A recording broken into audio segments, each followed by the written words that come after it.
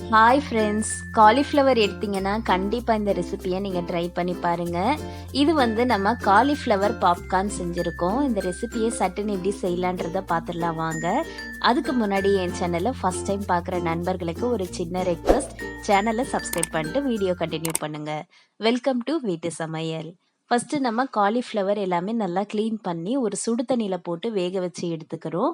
ஒரு 2 நிமிஷம் வெந்தால் போதும். கொஞ்சம் உப்பும் மஞ்சத்தூளும் சேர்த்து வேக வச்சுக்கோங்க. இப்போ பார்த்தீங்கன்னா நல்லா வெந்துருச்சு. இதை நான் ஒரு பவுலில் மாற்றிடுறேன். இப்போ பார்த்தீங்கன்னா நம்ம கொஞ்சம் மிளகாத்தூள், சிகப்பு மிளகாத்தூள், கொஞ்சம் உப்பு, கரம் மசாலா எல்லாம் சேர்த்துக்கிறோங்க. இது கூட கொஞ்சம் பெப்பர் பவுடர், 4 டேபிள் ஸ்பூன் கார்ன்ஃப்ளவரும் சேர்த்து நல்லா பிசைஞ்சு விட்டுக்கோங்க. இது வந்து ரொம்ப சாஃப்டாக இருக்கிறதுனால பார்த்து பிசைங்க. நமக்கு பாப்கார்ன் பதத்துக்கு இந்த மாதிரி நல்லா மசாலாலாம் உள்ளே போயிட்டோம். பார்த்துட்டிங்களா?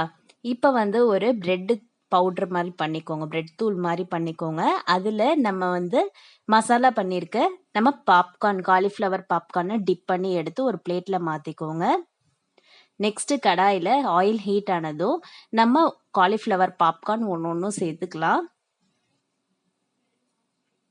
இது இந்த பக்கம் நல்லா வெந்துட்டுருக்கு.